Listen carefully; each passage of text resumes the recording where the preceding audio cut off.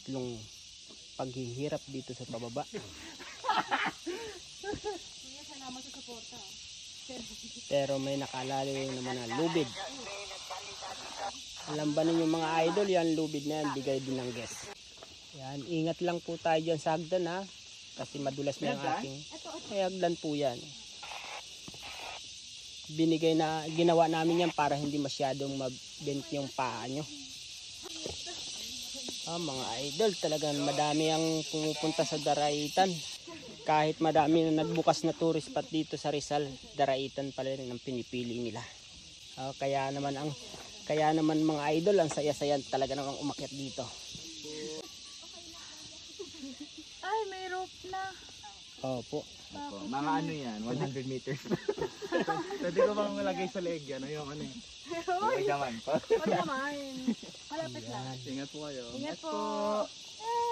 Ingat po kayo, malapit na. Malapit na rin ako mainis kaya. Ingat po. Ito na niya tumaas. Nasaan ang guide nyo, sir? Sa likod po. Nasa likod. Nasa likod po, nauna na kami. Si Kuya Brian pala ang guide nyo. Isang bait na tour guide. Mga idol, bababa na kami. Ay, ang taray naman ba na? Hindi mo kaya ang pag-bend. Papunta na kami sa 11-7. Ayun yung tawag, 11-7. Yeah, may kung saan pwede kayo mag-snack. 7-Eleven. May aircon. Bagay, hindi. Full aircon po yan. Oh my God, baka ano siya. Sorry. Natawa ko doon sa may aircon. Wala na pong pinatayan ng aircon dyan. Ay, pinatayan ng aircon. Kasi kasosyo sa Meralco. Totoo ba kuya?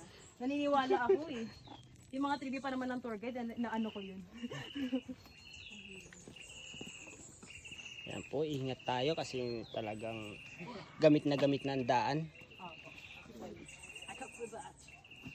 Ang hirap. Po. Marami nang nabiktima dito sa daan na to. Lahat nadulas. Dito, sa part na to. Kaya ingat tayo. Ay, parang mas madali pa talikod. Opo. Lalo. Kuya naman eh, dahil sinabi mo kanina pa kami nahihirapan. Kasi maganda yun ma'am sa last.